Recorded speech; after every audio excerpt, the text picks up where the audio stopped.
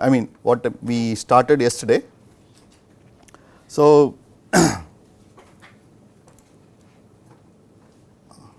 what I was seeing in the Excel sheet, this is a point count which I collected from all of you.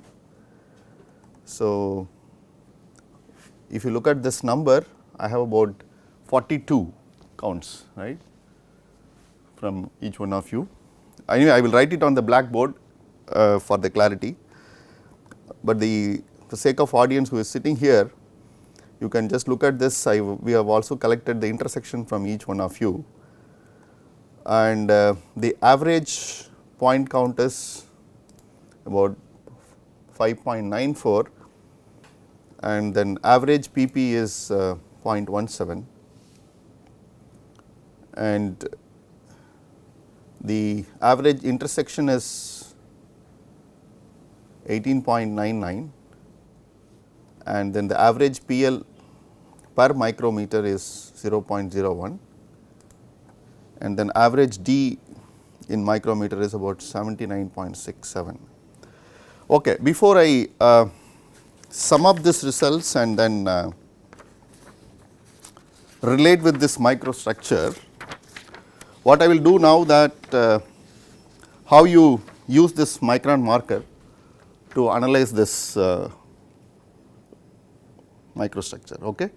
So, the micron marker which is shown here is about 200 micron, this length. So, and then if you measure it with the scale, this is about 17 mm, and then if you also measure the grid lines, this is about 51 mm. So, let us write all those things on the blackboard. So, this is magnification marker, it is about 17 mm. The length of the grid line is about 51 mm. So, that 17 mm what we have measured with our scale is equivalent to 200 micrometer. So, we have 51 mm. So, that is approximately, you can calculate by 17 into 51 is equal to 600 micrometer. So, you have in the grids, we have about 6 lines which we have used. If you count this 1, 2, 3, 4, 5, 6. So, total length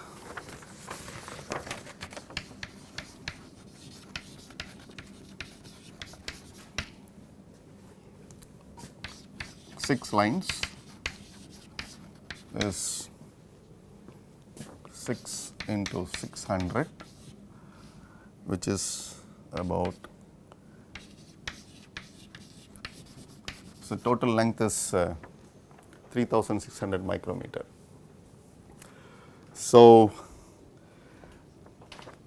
what we can do is, so this measurements what we have done yesterday from the whole class, I will show the data. So, this is suppose there are two ways to do it. Either you take the sum of the whole point count and then divided by the number of events you measure, or you can individually calculate PP for each event and then finally take an average. Both will give the same number, and then what I will do is, I will first if you sum up all this, you will get this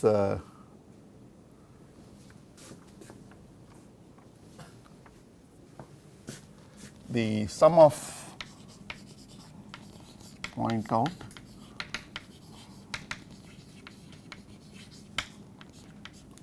is about 249.5.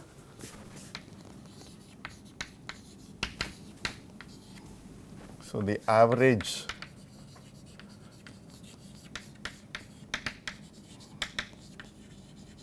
point count is, this is, we have about 42 events. So, this is divided by the 42, you will get about 5.94.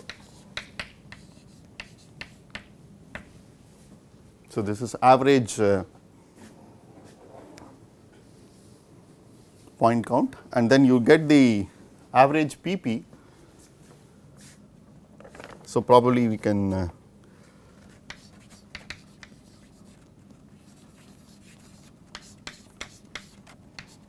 which is equal to, you see that 0.17, and similarly we can look at this for calculating the PL, the total number of intersections, sum of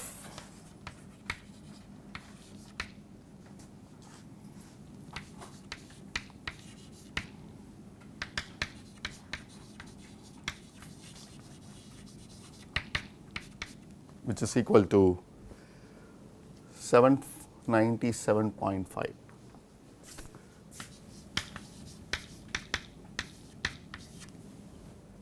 And then you have the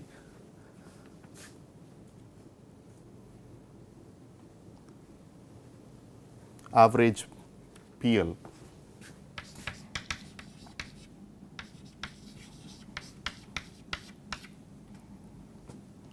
in micrometer.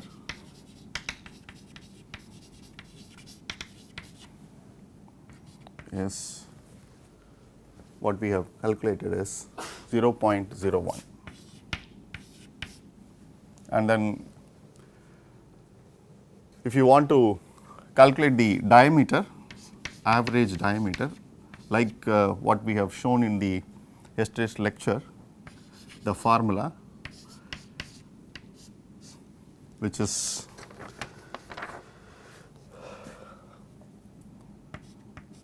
that also we have done using this, which is about 79.67.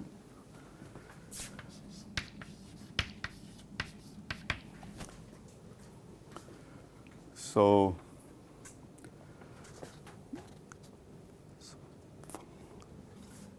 you can relate this number 79.67.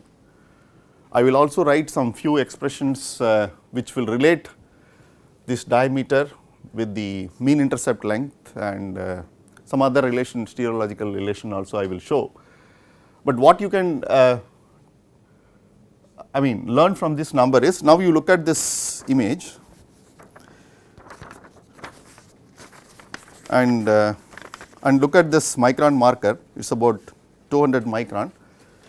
The average size of this, whether it falls within this range, that is what you have to just look at it visibly, and if you do it, I think it falls good, right? It is about 80 micron. So, you can also look at the mean intercept length through this data. We have PP, this is by PL. So, we have PP and PL. So, this and this, so you can calculate the mean intercept length using this, and we can also, we have seen that already, this is average D, which is related to 4 by pi times the, this is also another relation which is very powerful. We can simply calculate this. So, we can also do something called, see when we, if you remember yesterday when we measured the boundary length, right, with that intercept we measured, we can also derive some other parameter called boundary length per unit area, which is equal to pi by 2 into PL. This is also possible.